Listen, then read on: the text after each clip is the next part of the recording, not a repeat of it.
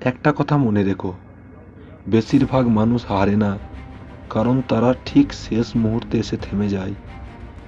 সাফল্য সবসময় চেঁচিয়ে বলে না, সে নীরবে দাঁড়িয়ে থাকে শেষ ধাপে। আর ঠিক সেই ধাপেই মানুষ বলে, আর না, আর পারছি না। কিন্তু বিজয়ীরা থামে না। তারা আলাদা গ্রহ থেকে আসে না, তাদের কাছে অতিরিক্ত প্রতিভা থাকে না। তাদের শুধু একটা জিনিস থাকে, শেষ পর্যন্ত লড়ে যাওয়ার সংকল্প। তুমি যখন কোনো লক্ষ্য ঠিক করো, সেদিন থেকেই পিছু হাঁটার রাস্তা বন্ধ করে দাও। কারণ সিদ্ধান্ত নিয়ে পেছনে তাকানো মানেই নিজের সাথে বিশ্বাসঘাতকতা।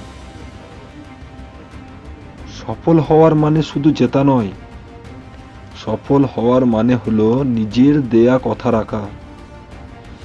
বন্ধু, আজ তুমি যেখানে দাঁড়িয়ে আছো সেখান থেকে শুরু করো।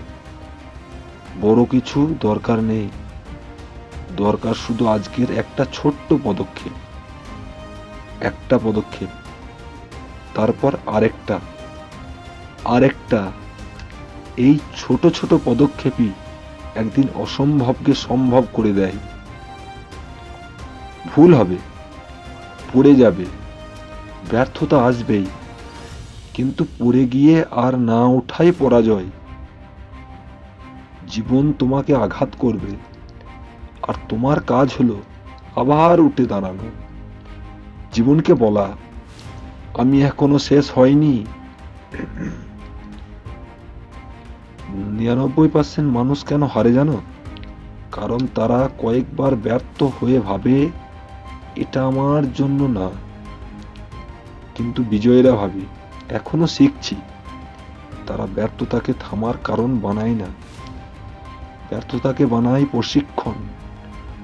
প্রতিযোগিতা যত বড়ই হোক, তোমার আসল লড়াই বাইরের কারোর সাথে না, তোমার লড়াই তোমার নিজের ভয়ের সাথে। যেদিন তুমি বলবে আমি পারবো না, সেদিনই তুমি দৌড় শুরুর আগেই হেরে যাবে। কিন্তু যেদিন বলবে যাই হোক আমি লড়বো, সেদিন থেকেই তুমি জয়ী। মনে রেখো, সাফল্যের পথে 10টা ধাপ থাকলে 8টা ধাপই হবে সংগ্রামের। কিন্তু সেই সংগ্রামই একদিন তোমার সাফল্যের দাম বাড়িয়ে দেবে। সহজে পাওয়া জিনিস সবাই ভুলে যায়, কঠিন লড়াইয়ে পাওয়া জিনিস ইতিহাস হয়। বন্ধু, যদি আজ অন্ধকার লাগে, তার মানে তুমি আলোর খুব কাছাকাছি। শুধু থেমো না, শুধু ছেড়ে দিও না। নিজেকে এমন শক্ত করো যেন জীবন তোমাকে দাঁড়ানো থেকে বসাতে না পারে। আজ নিজেকে একটা কথা দাও, যাই হোক না কেন আমি মাঝপথে থামবো না। কারণ যে থামে না, জয় একদিন তাকেই খুঁজে নেয়। নিজের উপর বিশ্বাস রাখো, কঠোর পরিশ্রম করো, ভয়কে তোমার সামনে দাঁড়াতে দিও না। মনে রেখো, প্রথম এবং সবচেয়ে বড় জয় নিজেকে জয় করা। আর যারা কখনো হাল ছাড়ে না, শুধুমাত্র তারাই সত্যিকারের বিজয়ী।